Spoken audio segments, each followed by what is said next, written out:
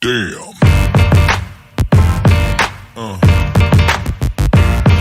Yeah. Yeah.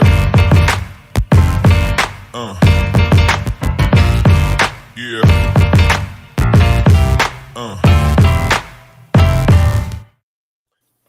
Hello, boxing fans around the world. Thanks for tuning in to today's episode of the Friday Night Panel featuring yours truly, Mike Orr, and none other than two-time heavyweight champion of the world, Tim Witherspoon, and our man, Cedric Ben, now at his house and not in the den. And you know what we're here for. We're to talk about upcoming fights this weekend and whatever topics comes to mind during this group discussion. So let's take it away, boys, and get underway. We got some fights this weekend, man. We do. The big one, the main event, Arthur Beterbiev, 17-0, 17 knockouts. No person has gone the distance with this guy. And he's a real monster. Oh my gosh, yes, he is. He is a monster. Honestly, let me sport some stats for the people out there that might not know. Yes, he is 17-0 with 17 KOs. He is in the light heavyweight division. This 37-year-old Canadian, originally Russian descent, now resides in Montreal, Quebec.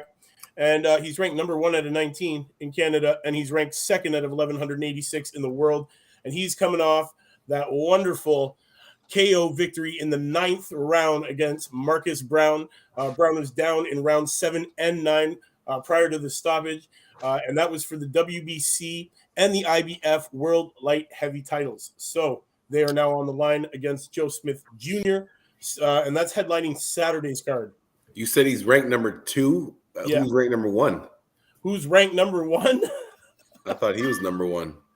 No, Dmitry Bivol is actually ranked number 1. With his probably because of the Canelo win. wins. Probably because of the Canelo win, I'm assuming. Maybe. Probably because of that Canelo win.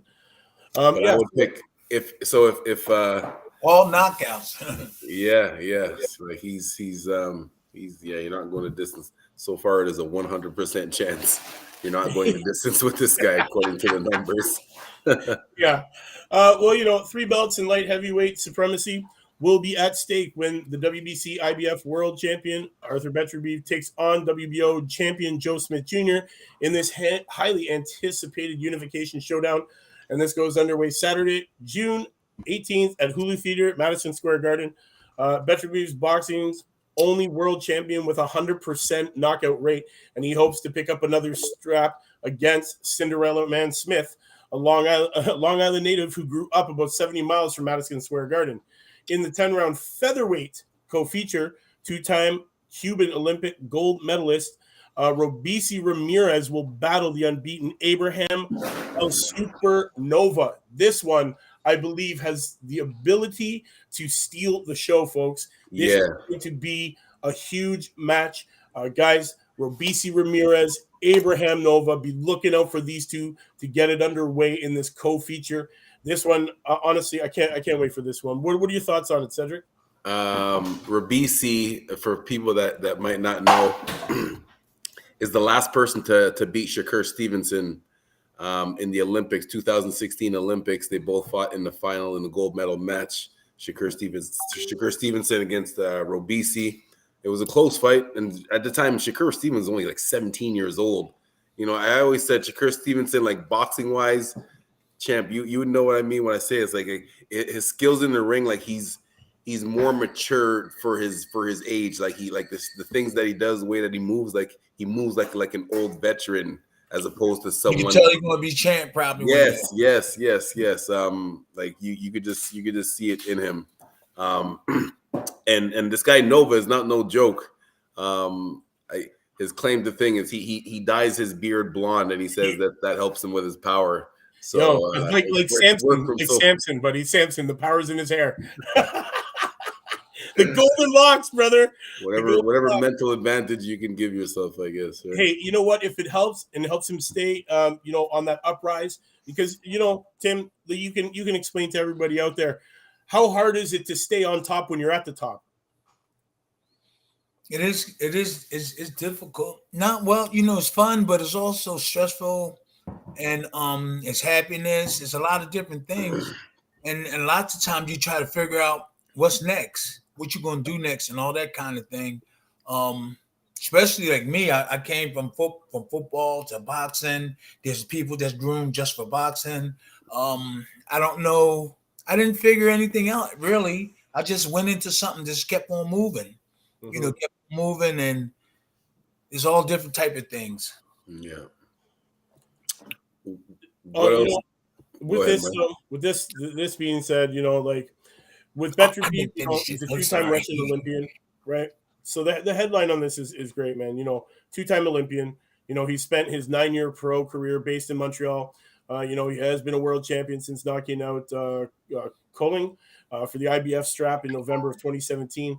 He won 5 title fights inside the distance since then, including an off-the-deck victory over Callum Johnson and a title unification classic versus Alexander Govzdek in 2019. Beterbiev went 2-0 in 2021, capping the year with December's brutal ninth stoppage over longtime contender Marcus Brown. And then we have Ooh, Smith. yeah, that was bad. Smith is 28-3 with 22 knockouts, earned mainstream recognition with his 2016 knockout of living legend Bernard Hopkins, and scored standout wins over Jesse Hart and Oh, Elder Alvarez in 2020. In his second world title attempt, he outlasted Maxim Vlasov in a 2021 fight of the year contender. Smith successfully defended his world title in January with a 9-round stoppage over late replacement Steve Gefford. I remember that fight. That one kind of sticks in my head a little bit. Smith, I think this guy is a great boxer. And then we got Ramirez on the undercard here, who's 9-1. Whoa! Before you go to Ramirez, about Smith, Yeah, let's he's hear a it. he's a very hard puncher. There's nothing too like, he doesn't do anything flashy. He did go 12 rounds with Bivol, who the same guy who beat Canelo, and it was a good match too. It was a good close 12 rounds. Bivol won, but it was close. So he is a good boxer, and he does have heavy hands. Because even his everyday job, like he works construction. One of them guys that just have those natural strength just from his everyday job. So he has that, the extra, not just from turning your hips and transferring your weight properly, just that natural extra strength. And Beterbiev is simply a monster. So He is a monster, man. I don't think that. Mike, and the thing can't is, go the distance at all, man. Mike, one, can I one, change it? Change it. one Just go ahead. Go ahead. just about Beterbiev, like a lot of people, he's definitely not a household name. He's kind of under the radar. He doesn't, the past couple of years, he hasn't really fought. Hasn't been active. Like he beat Tavares Cloud in his 6th fight, which was like back in like 2013, 14. Tavares Cloud was very good at the time. And that was his 6th fight. But since then he has been kind of slowly inactive, but I know he's not partying or not like that. And he's not really on social media. He doesn't really speak English that good, so he's kind of flies under the radar, except when he just pops up and shows up and just stops somebody, and then goes back into obscurity for another couple of months. Yeah, man, So definitely. you Definitely does do that. real quick, like you were saying, talking about like going through a process, like becoming undefeated, and how you stay focused. So I really, when you hit me with the question, Mhm. I wasn't really thinking fully, but it was hard. And at my time, this was these guys are going through. I don't know what they're going through. It's probably Mhm. better than what we did.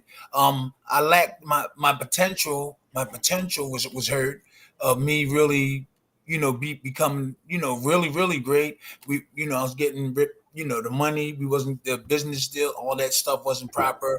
I was with Don King, so I don't really know what I could have accomplished or what I could have done, because of that. And I know these guys, they're getting full coverage and stuff. They're getting people. We was like Don King had guys taking with us and stuff, but these guys, it seems like they're getting their training in. I couldn't train because I was thinking about getting ripped off. I don't know if these guys, but these guys are training hard and stuff. And I look back and upset with myself because I know that if I would have trained hard, like been like in shape like Holyfield or like Tyson, God knows what I could have done. So you asked me that question, and then I was kind of like got like kind of not. I didn't get confused, but I said, how am I gonna answer that? you know, kind of like that. So Yeah, I really that makes don't sense. know what it felt like to be champ because I didn't get paid. I kind of got that feeling when I won the title. Oh, I'm the champ, but I was thinking about money and being abused.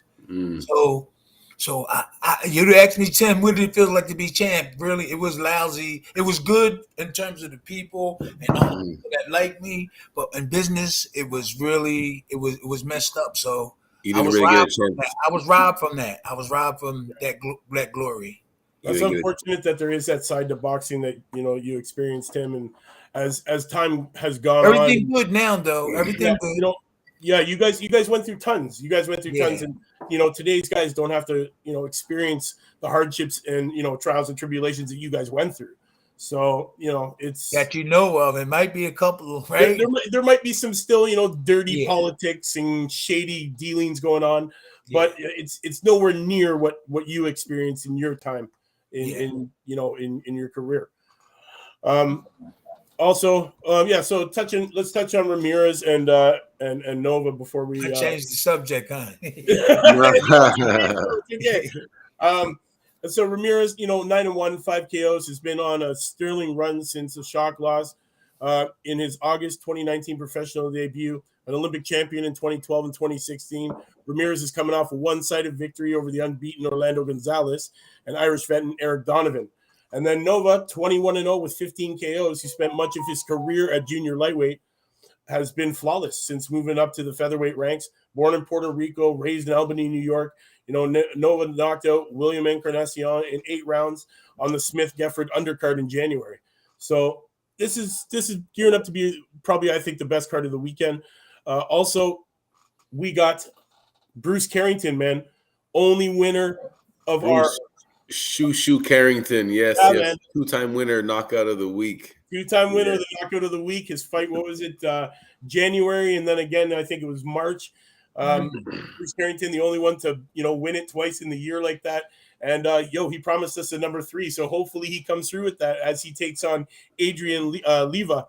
Also on this undercard, man, we got Jahai Tucker taking on DeAndre Smith, Troy Isley taking on Dante Stubbs, and we got Jahi Brown taking on Keen McMahon. So there's some great undercard action going on in this event, man. So guys, make sure you check this one out. You're not going to want to miss it.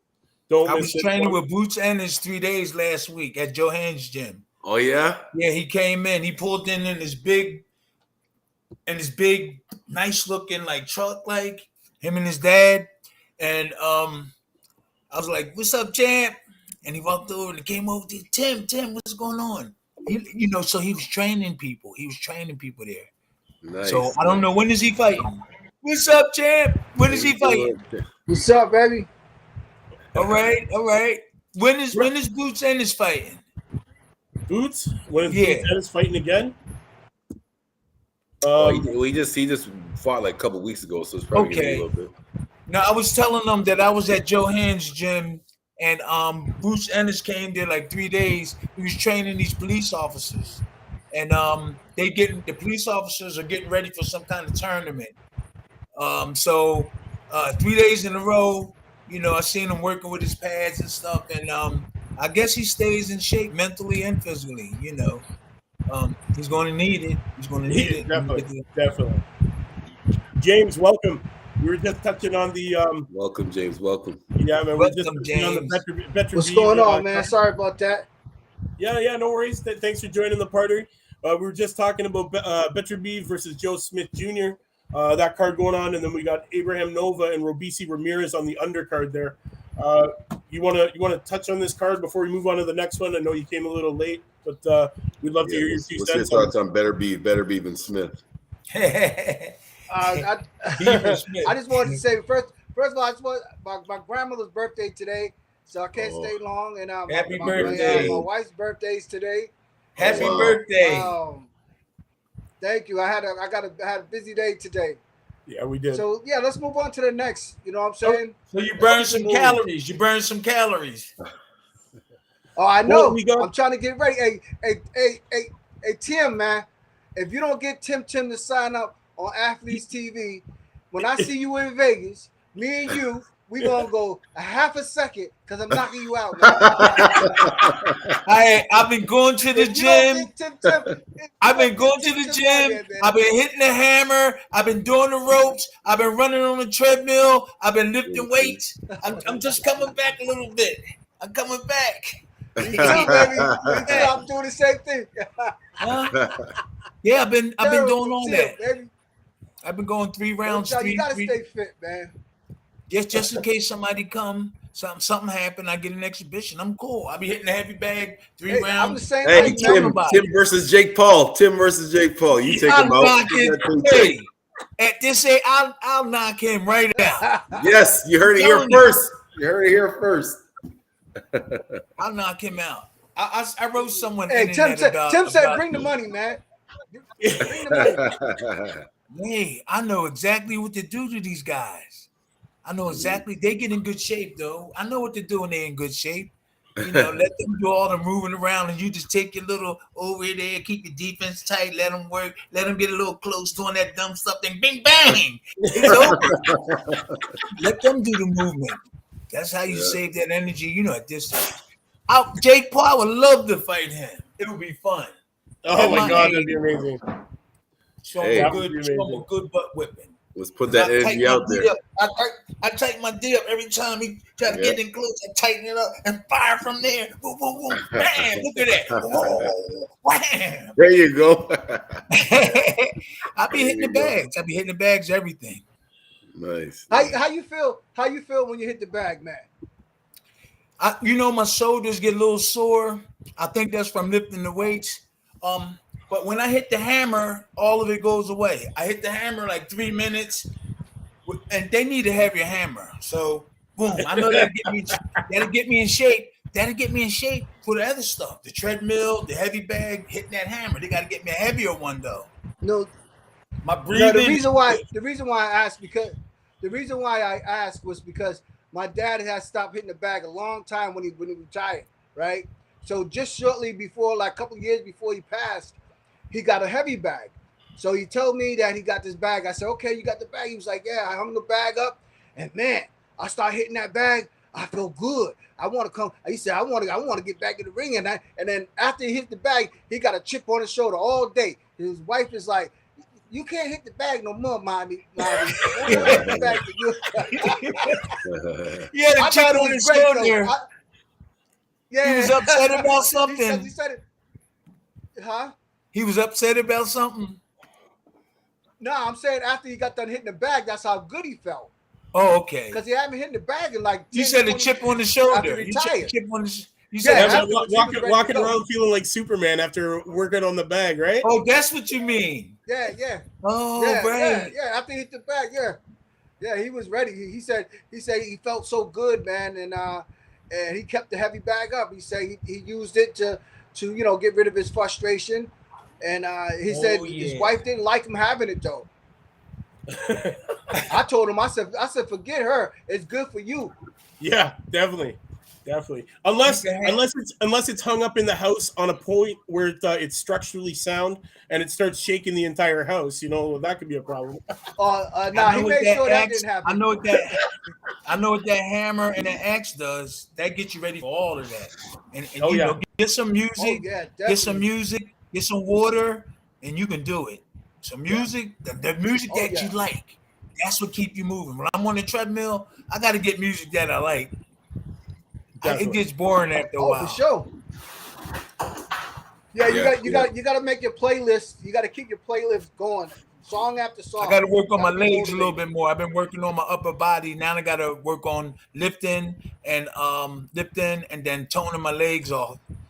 So I'm starting to come along pretty good. I'm down to 253. I was 260, almost 270. Then when I got sick, I lost weight and then I gained it back. Now I'm 250. I step on the scale, 252. So I want to go in the 40s in about 10 days, stay in the 40s for about 3 weeks. Then try to get to 30, then I'm going to stop. I'm going to stop at 30. If anything jump off, I'm going to be ready.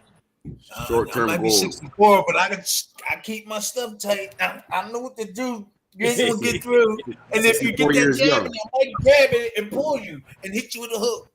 Yep. 64 years young, champ. 64 years young. You know, that's 64 years of knowledge, man. That's what that is. Experience. 64 years of fight boxing knowledge. knowledge. Yeah. Boxing knowledge. Life and boxing. Life and boxing, champ. Yeah. I seen a whole lot of stuff. I ain't seen enough, but so one of the cards I was going to touch on today it already happened. It already took place. It's actually ongoing at the moment, which was the Gorman card. I don't know if you guys knew that this one was taking place. It's going on right now at the moment, you said? Yeah, because it started at 2 p.m. Eastern Standard Time. It says it's still ongoing. It's Wasserman Boxing, Nathan Gorman. This against Thomas Selleck. Is he English, Gorman? Yes, I believe so. I believe Gorman is English. Is he a heavyweight? Gorman is he's heavyweight division. Right, Nathan Gorman, stocky guy. I think he has a bald head. Oh, he's supposed to be pretty tough. Yeah, he is. He's a tough cat. Right. Headlining this card here. This one went on. The results, guys, you'll be able to find them no problem. They've already on their way. Gorman, who's 18-1 with 12 KOs, faces the heavyweight king of Czech Republic, which is Thomas Selleck, who's 17-3 with 13 KOs. This one went underway. I don't want to ruin it for you, for any of you guys. I already know the results on this card, but I'm not going to give them away because I want you guys to go out there and actually watch these fights. And and you guys can let me know what you think, man. This one was big. We also had Chloe Watson on the card against Farah Busari, which honestly is great. Plus, Matty Harris. I will tell you this: we did interview Matty Harris. He won. He's now 3-0, man. So congratulations to him on his victory. But that's the only one I want to give away on the card because you know what? I want all the fans out there to go and actually put the time in to watch these fights and be able to find it anywhere on YouTube, man. This card is done. Go watch it. Nathan Gorman, Thomas Selleck, undercard. We got Josh Kelly, Peter Kramer. Great night of fights here, man. So guys, go check this one out for sure. He said, "Put the time in. Put the time in." Do that work, man. Do work. Do work. You heard me, fans? That's right. Do work and go watch these fights. No doubt. Yeah, man. Then we got tonight. Hey, Mike. I'm gonna leave out and come right back in. My screen, I can't see none of y'all, man. For sure. I'm gonna come right back. Do the refresh thing, no problem. So yes, we do have another card, guys, getting underway tonight. This one starts at 9 p.m. Undefeated junior bantamweight star David El General Sillar hopes to notch his 7th consecutive knockout in this 10-round main event tonight against Yader Cardoza. So be on the lookout for this one. Come here. Can you see us now? Check your mic. Can't hear you. Turn your mic Can't hear on. you. Go into settings. Click your mic. To the store and get this one's going to be a good one, man. The Friday night Talkin channel. Yeah, Talkin Fight only on YouTube. Talkin Fight. You can find us on any platform too, right, Mike? Yeah, man. We're on tons of platforms. We're on everything, man. Twitch, Twitter, LinkedIn, Facebook, TuneIn Radio, Podbean, Spotify. We're on it all, man. We're on every platform. We're out there. Spotify. That's right. Spotify. Yeah, man. This card, guys. I can't wait for this one. This is gonna be a good one tonight, man. Some great action, man. Cellular, 21-0, 14 KOs, 20-year-old from Quintero, Mexico, is one of the country's dynamic young talents. He has not been taking the distance since September 2019, a run that has included stoppage victories over former world champion Roses Funetes and longtime contender. Y'all hear me now, right? Yep, hear you now. And Ricardo Bladun. He knocked out Bladun in 6 rounds in February, despite Bladun missing weight by more than 5 pounds. And then Cardoza, who's 26, 17 and 8 KOs from Nicaragua, challenged for the WBC light flyweight world title in 2013 and has fought many of this generation's top lighter weight talents. After a 2-bout losing skid, he's on 2-0. He's on 2-0 in 2022 with a pair of 8-round decisions. So this is the card for tonight, guys. This one, we also have Luna, who's 23-3-1, 4 KOs, has won 7 straight bouts, and is looking to avenge one of the losses on her ledger. Gonzalez, who's 8-5-2 with 1 knockout from Mexico City, defeated Luna by a 10-round decision in 2014, non-title affair. And since the Luna victory, she has twice challenged for a world title, dropping a 2016 split decision to Palmera for the WBA 122-pound strap, and a technical decision to longtime WBA 130-pound champion Hyun Mi Choi in 2017. Last September, she picked up the WBC interim bantam title with a split decision over, I believe it was Zerhavazeka from Russia. And in other streaming action, unbeaten junior bantamweight, Luis Arjulo, 10-0 with 7 KOs, will take on Hector Robles, who's 11-5-2 with 3 KOs in the 8-rounder. So this is the action for tonight, guys. So you know what? Get ready for it. That show starts at 10 or It starts at 9 p.m. starts at 9? Okay. The Welsh Road Warrior just texted me and said he might be on in a couple of minutes, okay?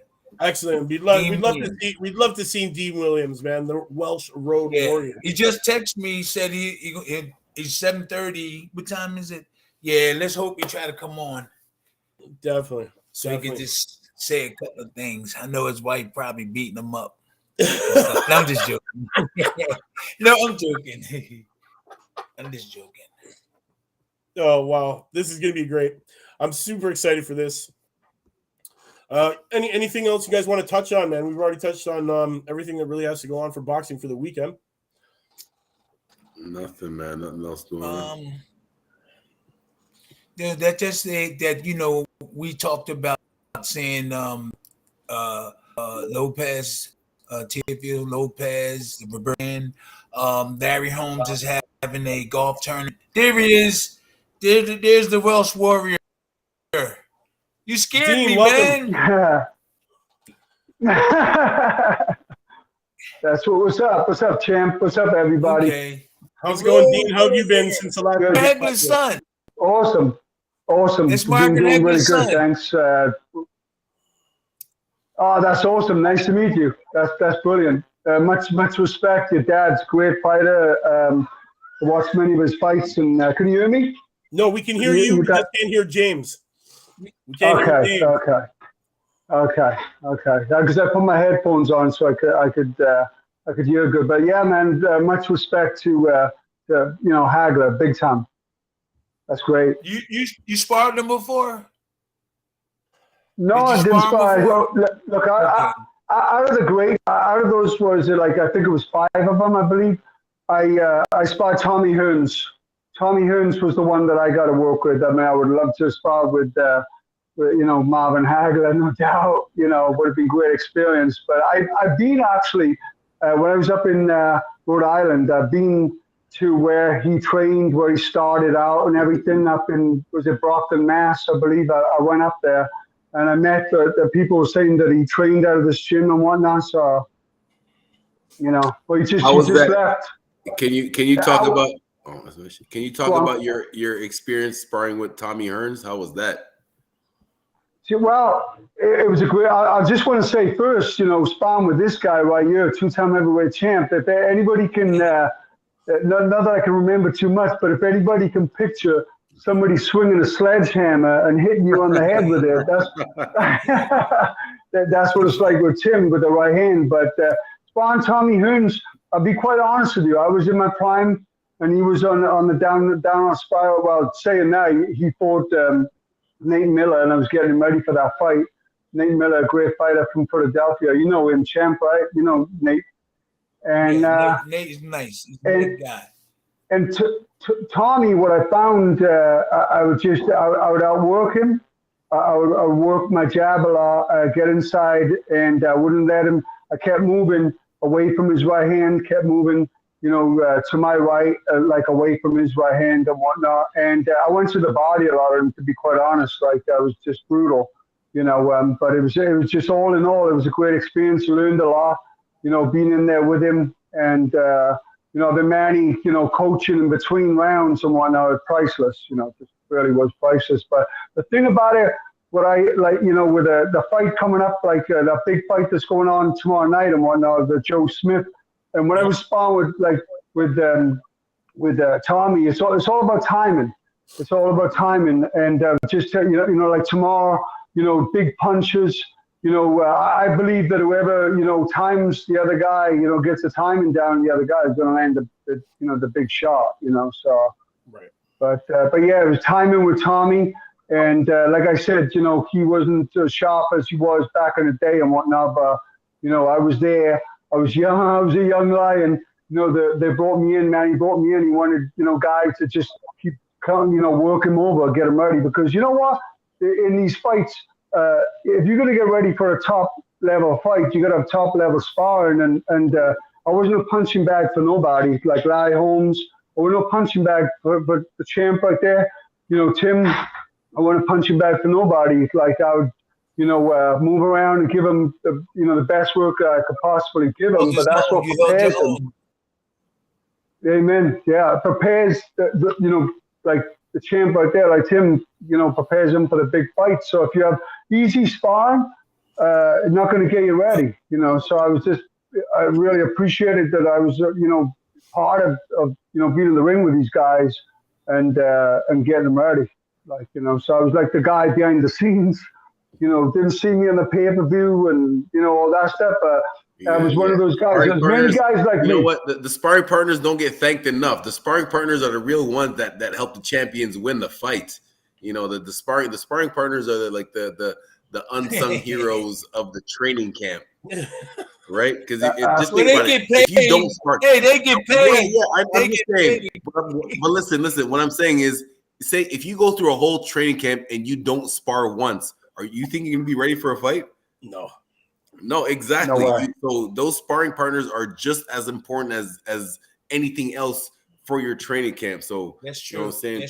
People like yourself, like champions need to make sure to mention your name and just to have respect. I always wanted to ask him, what did he do in the movie? If you want to, he played in Rocky.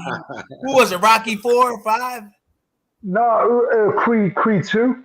Oh, it was Creed. In Creed 2. I was Creed. Creed. Yeah, I was part of Team Drago, and I was just yeah, you haven't seen it yet? What the? No, I'm just funny. I'm like, I seen this. Oh, I'm gonna watch it and trying to like save it in my mind, but then I never get to watch it. I'm gonna watch it. I'm gonna send you the scene with the walkout where you see him too. I'll send you the after the show. Okay. I know exactly the scene where I saw you in that walkout. He was in the ring, like coaching somebody too or something. They were picking my brains all the time. Sylvester Stallone, before we started shooting, started moving around in the ring, and I got a feel for it. And I jumped in the ring, and it was too bouncy. It was like a WWE, you know what I'm saying? Like the wrestlers, it's for the impact. And I told them to tighten it up and whatnot. But yeah, I was giving them. They were picking my brains all day long, about certain things. And I would tell them, like for the walkout, initially they were doing it. They were coming out too fast, and I said, you know what? We're in Russia right now. We're not in America. We fight in Russia, so we take our time. But and if you notice to the walkout, he really kind of takes his time.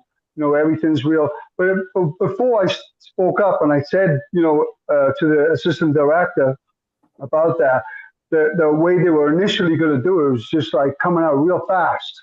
And I was like, it's just, if I was in someone's if you were in someone's backyard, you might want to come out fast. But if you're in your hometown, you want to kind of gravitate off the crowd and get all that energy and use it to your advantage, so you don't want to miss nothing, so I told them to slow everything down. And many different ways you could do it. That's slow walk. Yeah. Yeah, that's slow walk. Really, it plays it's definitely a mental game. It's a move of chess, that slow walk. Look at Tyson Fury for his last one, right? It took him, almost 17 minutes to get to the ring for the walk. I know. You got to think about something like that. Like that's A, saying that you don't respect your opponent and it's mentally screwing with them. B, your opponent's getting cold standing there waiting. I'm ready to say that. And you're getting to feed off of all that energy, man, which just hypes you up and gets you ready to get in there and just smash people. And yeah, man, that slow walk is a big thing. Don't just rush out, man. Just take your time. Cool. Right. It's that you don't want to you want to keep it calm. And there's a lot of fighters like that would do that. Would like to run out. I can't really. Do anybody know any fighters that would like to come out pretty fast to the fights? Do you guys know anybody? It's up to anybody? Really. It's up to how. It's up to how they tell you to come out. You come out. I never seen nobody really come out real fast, but I've seen guys just come straight out. Not really seasoned pros, but a lot of the early fighters, like 1 or 2 fights, they come just straight out. But in the event, there's tactics that you have, like what Tyson Fury did, what Slim did it all the time. Slim went up there, cut Larry Holmes' gloves off, told him to take off. He didn't see the hand rats, so he made him slow down on that. All different tactics. It could be a tactic, a weapon, but it also could be you just coming out. Yeah, you could be like a tactic, like to make him wait, or this and that. But when they come out fast, I never really seen a whole lot of people come out fast. They come regular. Usually, but I have seen a lot of the young guys who really don't know that aspect of the game yet. That's where you'll catch the guys who are just, hey, they announce the name and then it's bang, just walk right down the ramp and into the ring and just get in there. Or they want to play their music or have a rapper rap them and look good. Yeah. But some of them really don't know that it is a tactics that you use too. That you can use this music in the walkout. Make them wait. Make them what Tyson Fury did, right? He made them wait. We did something to Larry Holmes, man. He was mad and told Slim, as long as you black, don't you never come around me again. He made Slim made Larry cut the gloves off. Slim made them cut it off because he deliberately waited so they could put it all on and then went in and said, hey, that's illegal. He deliberately did it. And you can see, if you get the tape of me fighting Larry, you'll see the pre-fight. You'll see where Larry said that about Slim. He said, as long as you, that's what he said, right? Right there. That's awesome. I think the quickest, thinking of it now, I think the quickest I've seen a fighter come out with the Mike Tyson Michael Spinks fight. I think Tyson was almost jogging, almost getting real fast. But we all know what happened there. Was but I wasn't there, but I know Butch Lewis made him take the wraps off twice, I believe. Say that again. Butch Lewis, who was Spinks' cornerman. He made Tyson take him off twice. Wow. And he took Tyson off so bad that he was punching holes in the walls in the dressing room. And then, when it was time to go out, so Spinks was real nervous about it. And then when it was time to go out, he just... I was at the fight. Wow. Yeah. That's awesome. It was Atlantic City, right? I think so. Yeah, Atlantic City. I think he hit him with an uppercut. I really didn't see the uppercut hit him, but it did hit him because he was hurt on the ground. It didn't look like he hit him. I was thinking, if you watch it, it's kind of funny. Right. I hear. Just your opinion on Abraham Nova and Ramirez on this undercard of tomorrow night's fight. Do you know these guys? I don't. I really don't. I mean, that's just wrong. That's just wrong. I was telling them, we need to get involved. There's a lot of us. Dean, don't worry. I'll help you guys get involved. They know everything. They know the last place they ate stuff. The last place, Mike know the last place these guys ate. Hey, listen. Every day at 4, every day at 4, Mike previews a different up and coming star in the boxing industry. Every single day, 5 days a week, Mike is there at 4:00 giving out the next prospect out there. So all you got to do is tune in. Could you do that? All you got to do is tune in to Knuckle Up at 4 with Mike Orr and Cedric Ben. Yeah. Amen. I got the main event. I mean, the main event with Joe Smith and the Russian kid. I know he's 37 and whatnot, but I'd like to see Joe Smith, go downstairs and work his jab like he did. You know what I like about Joe Smith too is he knows how to use his range. He has that nice long reach, and he'll catch you right on the end of those punches. But which kind of leaves him out of range for your opponent to retaliate. So he's very effective with with his time and distance and keeping him on the end of his punches. Whether he's going to do that tomorrow, if I was him, I'd want to keep that kid on the outside for a minute. And when I do get inside, I'd want to work hard to the body and whatnot. Yeah. And because that's just going to weaken the big puncher. But they're both big punchers, So I think tomorrow, what do you guys think about that fight tomorrow? What I was saying is that I'm going with Artur Beterbiev by stoppage, because this guy I've seen him hurt one time in his career, and he still got up and finished the fight before the fight was supposed to be done. He's 17-0 with 17 knockouts. No person has gone the distance with him. And he's the only world champion right now sporting a 100% knockout rate. Yeah, and he's shown that he has a chin, because like I said, he's got hurt before and still got up and stopped the guy. So it's because I don't have to explain this to you guys. You guys already know this. I don't have to say this to you. Some guys, they'll look good, but as soon as they get caught one time, there's a whole different ball game after that, right? Everybody has a plan till they get hit. There's some guys you can catch them, and they're like, all right, yeah, now I'm in a fight and I'm coming after you. So that's something that you can't teach. And I don't know, you guys know. I don't have to tell you that. You guys already know that. That's the thing right there, where I think Joe Smith might fall short. It's by like having your composure and not letting the guy catch you, and then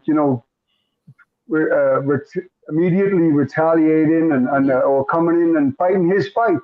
So if Joe Smith fights his fight, and don't let him get suckered in, get caught, get tagged, and then want an immediate retaliation. But Joe Smith being a puncher, he's probably gonna have that mentality where he's gonna where you don't want to do that. If I was coaching him, you don't want to do that. You want to be moving on your toes, sticking and moving, and try to take this guy deep. Joe has a conditioning, he has experience.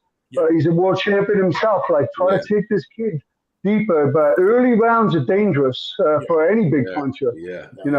So if I was Joe Smith, I'd be like shooting the jab on my toes, moving around, engaging as little as possible. And if I am, it's going to be engaging. Bye. Smart engagements, and the rest of the time moving. That's what he's got to do. Absolutely, yeah.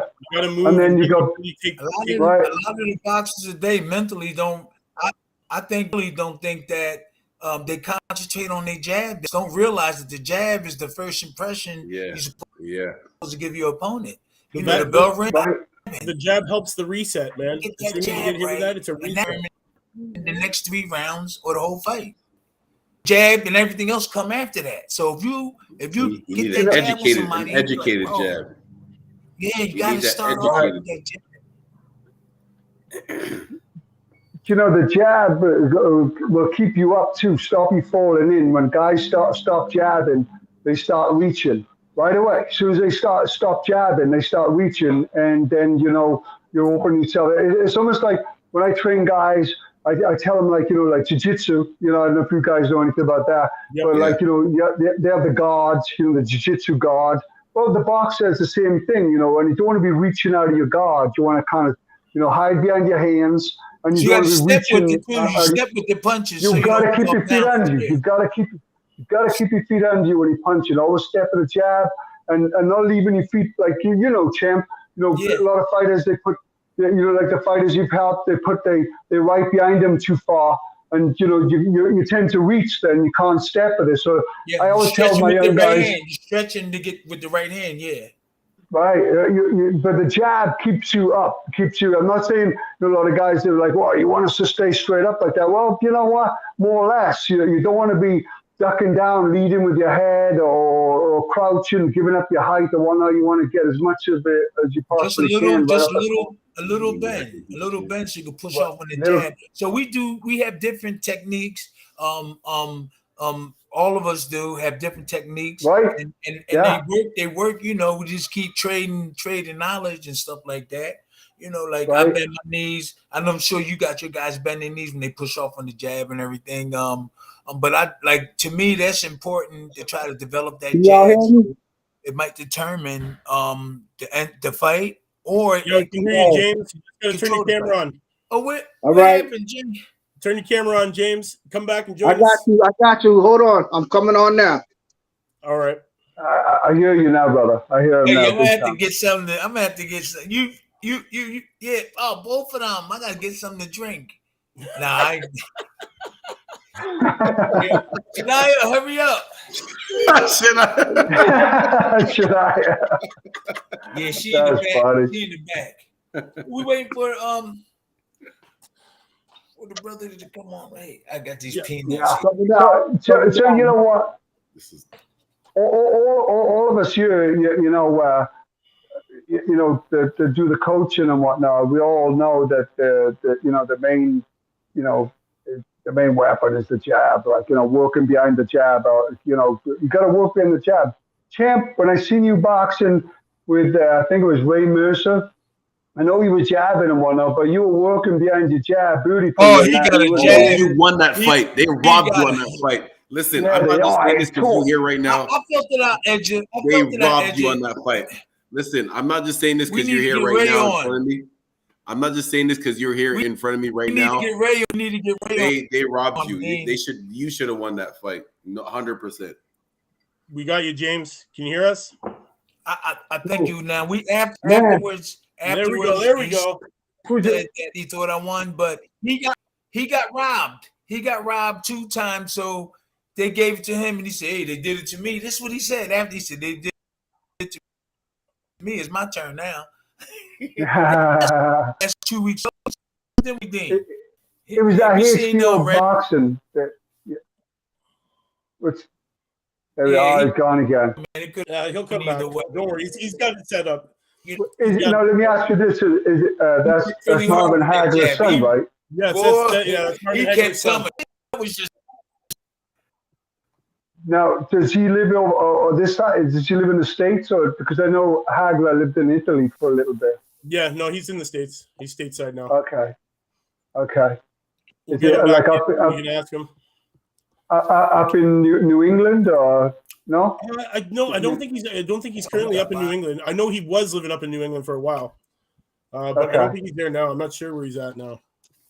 Okay. How's your gym going, brother? Up there in the corner. What's your name again? Cedric. Not Tim. Cedric. How's your gym going, brother? How's things Good, going very for you? good, very good. We're still not officially open yet, but you know, I'm still training my competitive boxes right now. One of my boxes, Hunter Lee, he just came back from an international competition where he got second place, and the guy he fought in the final was a 2-time Olympian. So, you know, I'm very proud of him, and he's working hard. That's and not he's bad. working That's towards, impressive. he's working towards the 2028 or the next Olympics. It was 24 or 28, whichever the next one. You can tell people with money. They look at this shave. Look at this. Yo, you can tell people with money. Look, he got his gray. He got it all shit. He got his. I'm just living life, man. I'm living life. No, Cheers. I know. I was talking to. He just came back. Cedric, I was just saying. I was saying. See, he got his. No, you Dean, rich yeah, too. yeah, You rich. yeah. You rich. But look, see that nice shape up. That's the key. He got. Look, see it. Look Yeah, at I see it. that. Dean. We all look at Dean. Dean just do like this. That's the man. Tim, we got a comment on the side from a guy at Scrapbook Boxing. Says, I saw you spar Ali. I used to watch you train at Split Rock Gym. Oh, okay. Yeah, I trained for Split Rock was where down the street from where Lennox Lewis had trained too. Dean, he trained at Caesars, and we trained at Split Rock. And it was beautiful. Oliver McCall, I don't want to say sparring partner because he was champ too, but we sparred for that. Me, him, and Bert Cooper. that it was beautiful up there in the camp. So he was talking about and Ali sparring Ali. I was his sparring partner, but he was sick, and I'm gonna tell everybody he was sick before that fight.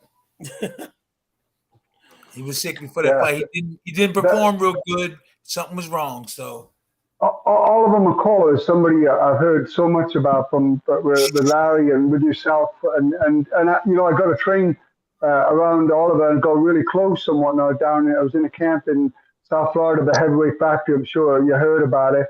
A lot of fighters, the Klitschko's trained there. Vander Holyfield just recently been training there, and he was training for a fight with Cedric Boswell. This is it's got to be like 10 years ago now. And Elijah McCall was there, his son, and Elijah wanted to work with me, and I got to train his Elijah. Elijah, right? And, I got to train Elijah for a couple of fights, and we worked really good together. His dad, you know, was really impressed with how I was, you know, what I was doing with his son and whatnot. You know, so it was. That's my connection with Oliver McCall. You know, could his son punch? Could his son punch? His son could punch, but he couldn't take the punch like his dad. He didn't have the chin like his dad, you know. So you know, not many do. His like dad, you know, his dad. I do. Yeah. No, that's real tough. I'm tough just like that. I'm tough just like that, man. I can take a punch, man. Yeah, it's in your genetics. You say it's in your genetics. genetics. I developed it. You know, my brothers and sisters, I don't know. Like my little sister, she get hit once, she lose her mind. You know what I'm saying? She goes off, man. I mean, I meant to say that when we gave the interview today to what's her name? Mia, yeah. Because she said it's the same thing. My sister was the same way. There was no going easy. I remember I put my sister in there with my cousin's friend. I said, listen, take it easy on her. You know, we're kids, right? So he said, yeah, okay. Man, I ring the bell. My sister beat that boy up. I mean, bloody nose, everything. The boy was, he had to fight. He had to come with it. And after the bell ring, I said, hey, I thought you was taking it easy. He said, man, she tried to kill me, man. She tried to kill me. But this either she's gonna fight or she's not gonna fight. And then my other little sister, the baby one, she'll fight like hell until she gets hit. And she'll want no more. My brothers are like that too. They don't like getting hit. They don't mind beating you up, but they don't like getting hit. Well, then you know what? They gotta learn, man, because in boxing you get hit as well as hitting, man. It's the wrong sport to be in if you don't like to get hit. Oh, I know. That's why they're not fighting. They want nothing to do with it. They're like, nah. My brother that's next to me in age, he was boxing. He was out there in I think he was in New Jersey, and he stepped in the ring and he sparred. He said, "I got hit real good, man." And I just took the glove off and left the ring and never came back. We're going to answer a question for Scrapbook Boxing, who's laying in comments. Yes, this is Marvelous Marvin Hagler's son. This is James Hagler. James, we got people just commenting. They want to know who you were. Just letting them know. There you go. So let me ask you, James. Get ready for the Champions boxing reality show. It's going to be dope. Celebrity making of a champion boxing show. Be on the lookout for this new reality series. That's right. It's going to be dope, man. We interview some good fighters, bro. We got a lineup that's going to shock the world, baby. Oh, we got fighters that are gonna just dump their all into every match that they get in, which is gonna make for excellent combat. And we are gonna crown 2 winners, male and female. And it's gonna be held at the championship's gonna be held at the MGM. So be on the lookout for this reality series, man. It's coming soon. Yeah, we got Tim gonna be training in there. He's gonna be teaching everybody defense. Dope, man. Tim. Hey, Tim, this you is can like, say- hey, you you can say go always get your defense. degree. You get your degree, and it's over. I'm offense, but hey, I'm both. The I thing is, I know. got my I degree know, ready. but we're gonna tell. I know we're gonna tell you. We're gonna tell what fighter you training because they're gonna be about that deep. You know what? The one Most thing of you the got to do people with a, you got to learn today, to protect defense is yourself not first. that good Yeah. most of the day. Got to learn to. Everybody want to take. Go ahead. Everybody want to No imitate doubt. certain movements Yeah. like this, you know, or like you put a lean forward because when them punches miss you can counter. You lean back, you're gonna get hit with this punch. They keep leaning back, and you're gonna get hit with Right. that second punch. Right. It's I told my easy. son that. My son was like gonna do that when he first started fighting. He wanted to do that. I was like, yo, leave that alone, man. You ain't about that. Like only certain people could do that. Only certain people could do it and get away with it. Like Ken Norton. Ken Norton was the only one that could do that with crossing his arms. Yeah. No, Joe Frazier did it too. Joe Frazier did it, and there was a lot of people. There's a lot of people in Philly did it. A lot of people in Philly did it. But Ken Norton was the best at it.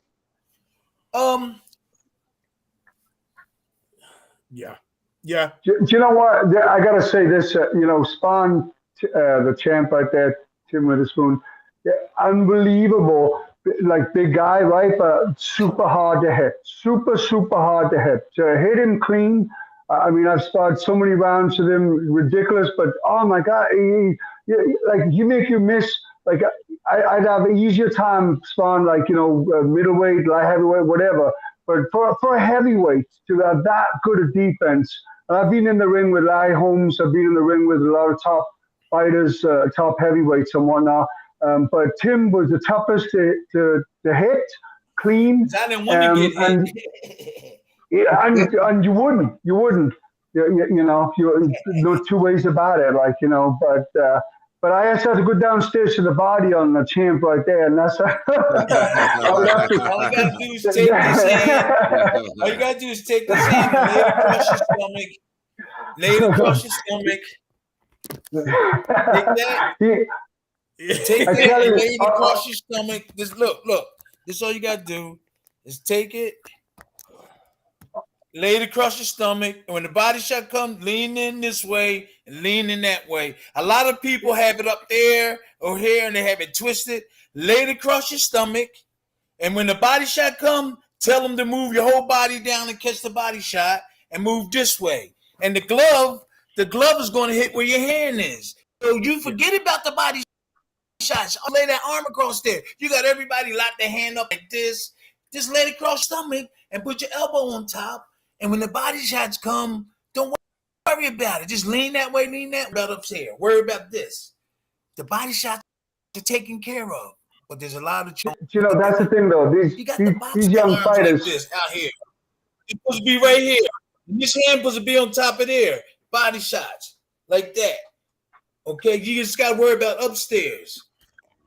It's easy. Just lay your arm across there. You'll catch everything. Protected. That's what that shows. That shows well protected. Worry about right upstairs. Right. Worry about upstairs. The left shoulder and right hand. If you want to do that one, put this on top like that. Yeah. Boom. You catch it in hand. Put your hand behind that glove. You can catch it 1-2, 1-2. Throw a hook right over top. Stuff like that. So that defense. Look, right man, I'm looking forward to whatever. That's gold. I'm going over to get me a drink. Y'all made me start drinking. Yo, James, I'm gonna go get a drink. Well, guys, we're at our hour. We're at our hour. So honestly, we're gonna sign off in a minute, so you can go get your drink. Dean. What's up, Cedric? What's up, man? Yes, sir. Thank you, Mike. Thank you, Cedric. Amen, everybody. Oh, nice to meet you, James. Nice to meet you, James. Cedric, God bless you, brother. Yes, sir. Hey, what you doing, Mike? What was that? Yes, I have to block it because we're not sponsored. We can't show them. Oh, there you go. I got my coffee up here, man. You know what I mean? Hey, Dean, I'm getting ready to go to the store. Yeah. I'll talk to you later, okay? All right. All right. All right, shout out to all the boxing fans around the world. All right, James. All right, Cedric and Mike. Dean, thank you again for coming. Tim, always a pleasure. James, you know what it is. Amen. Cedric, we'll see each other on the weekend. Everybody, put your fist up. Everybody, put your fist up. Put your fist up. Everybody, that's it, baby. That's it. Yeah. Okay.